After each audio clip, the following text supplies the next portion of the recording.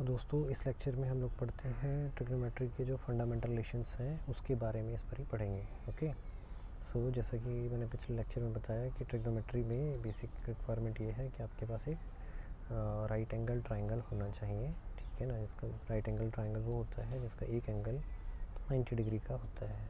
Okay, सो आगे जाने से पहले लेट अस फर्स्ट अंडरस्टैंड कि राइट एंगल ट्राइंगल में क्या कंपोनेंट्स होते हैं, क्या पार्ट्स होते हैं। ओके, सो किसी भी ट्राइंगल की, किसी भी राइट ट्राइंगल की अगर हम बात करें, ठीक है, कंस्ट्रक्शन ऐसा होता है कि उसका एक एंगल आपको 90 डिग्री का आएगा ही आएगा, ठीक है। उसके अलावा कोई एक एंगल आपको चांसेस हैं कि पता होता है, इधर दिस एंगल और दिस एंगल। लेट अस से इस सेशन के लिए हम लोग मानते हैं कि एंगल सी हमको पता है, which is theta in this case. Okay, so this is our base angle और नोन एंगल जो हमें पता है, ठीक है। अभी इस ट्राइंगल के अंदर तीन साइड हैं, this side is A B, this side is B C and this side is A C. Okay, side B C जिसके ऊपर हमारा राइट एंगल का एंगल भी आ रहा है प्लस हमारा नोन एंगल भी आ रहा है। ओके, सो जिस साइड के ऊपर ये दोनों एंगल आते हैं that side becomes our base और आधार, ठीक है। अभी इसके साथ जो इसके साथ वाली साइड होगी वर्टिकल साइड, ओके, जिसके ऊपर मेरा एक राइट एंगल आ रहा है बट दूसरा अननोन एंगल आ रहा है, so that side will become my perpendicular. Okay, Hindi में परपेंडिकुलर को लंब बोलते हैं। अभी इन दो साइड को छोड़ करके जिस साइड के साथ में 90 डिग्री एंगल नहीं आ रहा है, या यूँ बोलें कि 90 डिग्री एंगल के ऑपोजिट जो साइड दे रखी है that side is my hypotenuse. Okay, इसको हिंदी में कर्ण बोलते हैं। Okay, for the purpose of this lecture let us designate, हम लोग जो इनकी साइड्स हैं उनकी लेंथ को डेजिग्नेट करते हैं। लेट से जो मेरा आधार है बेस उसको मैं बी रखता हूँ। ओके, जो मेरा परपेंडिकुलर है उसको मैं, उसकी लेंथ को मैं पी रखता हूँ, और जो मेरा हाइपोटेन्यूस है उसकी लेंथ को मैं एच रखता हूँ। Base B, perpendicular P, hypotenuse P, H. आधार बी, लंब पी, कर्ण एच। ओके, और ये एंगल मुझको पता है ए सी बी, इसको मैंने थीटा लिया हुआ है। ओके, सो जो बेसिक फंडामेंटल रिलेशंस हम लोग डिफ़ाइन करते हैं उसमें सबसे पहला रिलेशन आता है साइन फंक्शन बोलता है, साइन थीटा। बेसिकली यहाँ पर एक चीज़ पहले क्लैरिफाई कर देते हैं कि साइन थीटा का मतलब ये कहीं पे नहीं है कि sine is multiplied with theta. It is basically sine is a function which is applied on theta.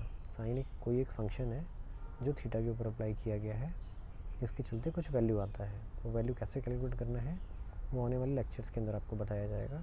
For the time being आप इतना ध्यान रखिए कि जब हम साइन थीटा लिखते हैं इसका मतलब कहीं से भी ये नहीं है कि sine is multiplied with theta.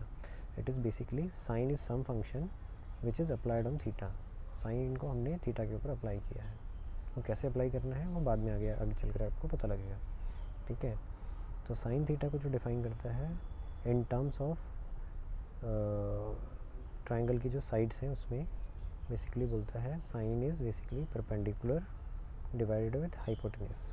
Okay, this perpendicular divided with this hypotenuse, so P by H, and this is one of the most fundamental relation which we have to learn. Perpendicular upon hypotenuse is sin theta. Ratio of length of perpendicular to the ratio of length of hypotenuse is equal to sin theta. So this is my first relationship. Then the second basic relationship comes as known as cosine theta or cos theta. Okay, this is defined as ratio of the base to the ratio of the hypotenuse. Okay, so base upon hypotenuse is called cos theta. Okay, so these are the two most fundamental relation which we need to learn. Other relationships are derived from using these two relations only. Okay, for example, the third ratio which we have defined is we have defined perpendicular and hypotenuse, we have defined base upon hypotenuse. Now there is a relation between perpendicular upon base. Okay, So this ratio perpendicular upon base is called tangent theta. Now tangent theta can also be derived as sin theta, this one, divided with cos theta. If we divide these two relationship with each other, what we get is sin theta is basically p upon h.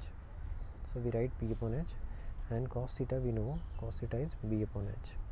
So if we divide p by h with b by h, then h will cancel out and we will be left with perpendicular upon base.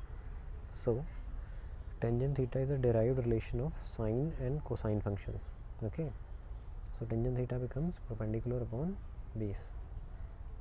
Now the next function which we are going to define is cotangent theta. In simple words, it is called as cot theta. Okay, now cot theta is basically opposite of tangent theta. Okay, so here cot theta is 1 by tangent theta. Now tangent theta was perpendicular upon base, so the opposite will be base upon perpendicular. And in terms of sine and cos theta, tangent theta was sin theta upon cos theta, so cot theta will become cos theta upon sin theta. Okay, similarly the next relationship which we are going to discuss is secant theta, or in simple words we call it as sec theta. Okay, sec theta is basically opposite of cos theta. Okay, sec theta is 1 upon cos theta. Now cos theta was base upon hypotenuse, so in terms of lengths, secant theta will become height divided with base. Okay, so this was sec theta. The last relationship which we are going to learn is cosecant theta, or simply cosec theta. Okay, cosec theta is opposite of sin theta. Okay, so this is 1 upon sin theta. Now sin theta was perpendicular upon hypotenuse, so in this case the cosec theta will become hypotenuse upon perpendicular. Okay, so cosecant theta is basically hypotenuse upon perpendicular.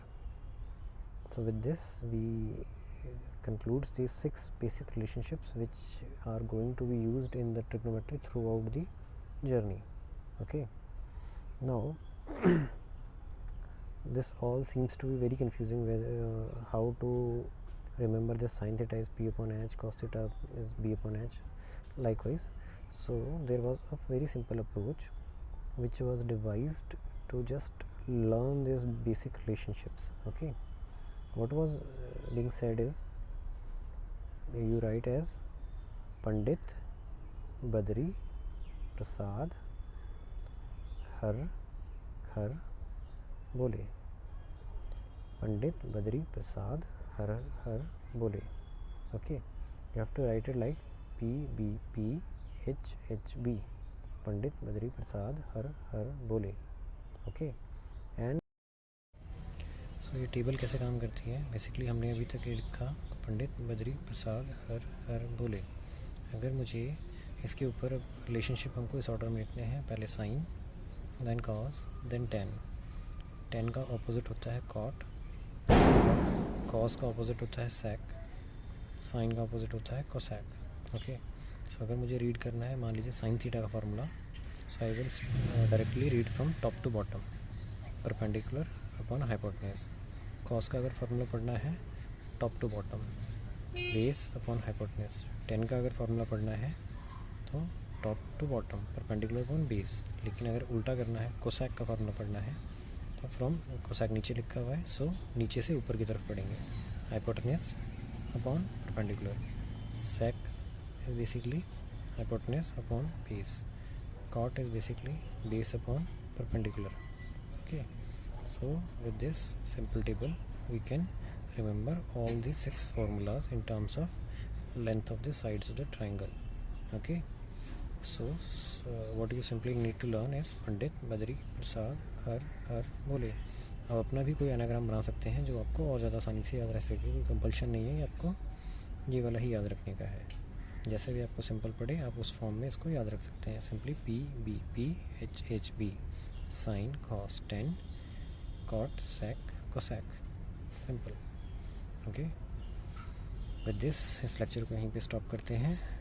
Next lecture में हम लोग कोशिश करेंगे कि इस इस basic relationship के ऊपर बेस्ड कुछ क्वेश्चन सॉल्व किए जाएं ताकि देखा जा सके कैसे एंगल्स से साइड या साइड्स इन रिलेशन से कैसे साइड्स वगैरह निकाली जा सकती हैं, या साइड्स दी हुई हों तो ये सारे एंगल्स कैसे निकाले जा सकते हैं. Okay, till then bye bye.